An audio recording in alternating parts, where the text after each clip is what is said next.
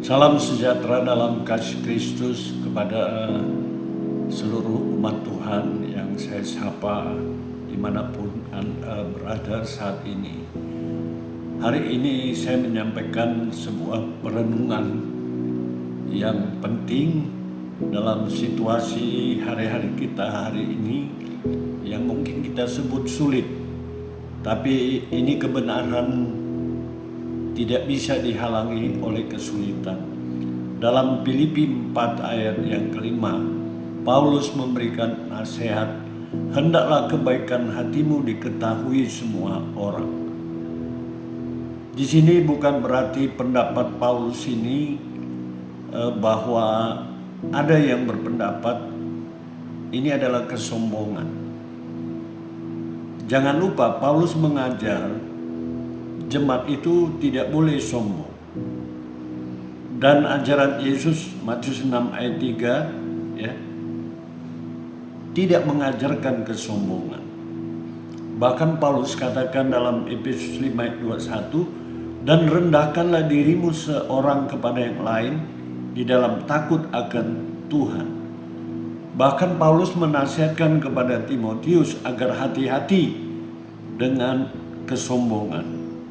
Justru dia mengatakan jauhilah itu. Nah, Paulus ingin hendaklah kebaikan hatimu diketahui semua orang.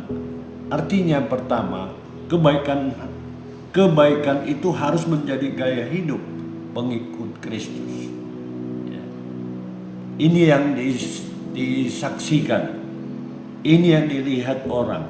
Kedua, kebaikan harus menjadi identitas bagi kita, menjadi warna ya.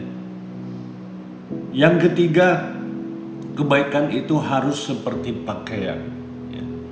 Berpakaian rapi, berpakaian sopan ya. Jadi kebaikan itu ditampilkan seperti itu.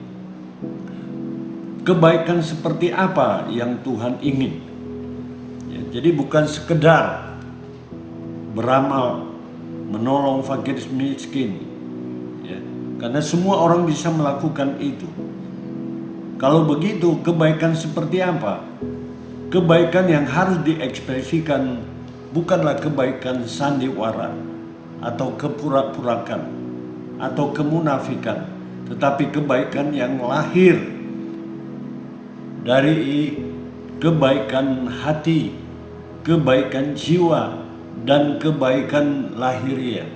Jadi ada 3 bentuk.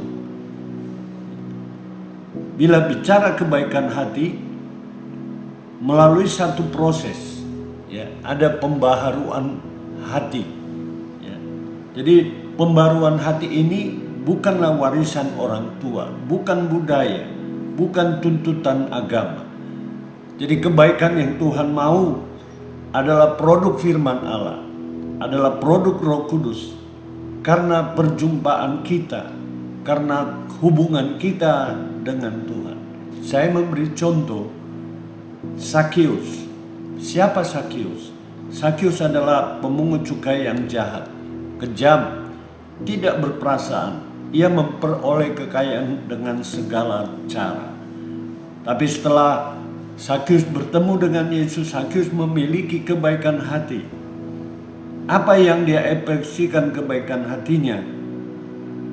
Dia mengizinkan Tuhan singgah di rumahnya. Hatinya yang tadinya jahat berubah. Hatinya yang kejam berubah. Ya, perasaan dia yang tidak baik berubah. Dan yang kedua menyusul perubahan pikiran, perubahan keinginan. Awalnya ya, keinginan dia hanya soal finansial, harta dunia. Tapi setelah ketemu Tuhan, pikiran dia berubah. Dan dia mengekspresikan kebaikan lahiriah.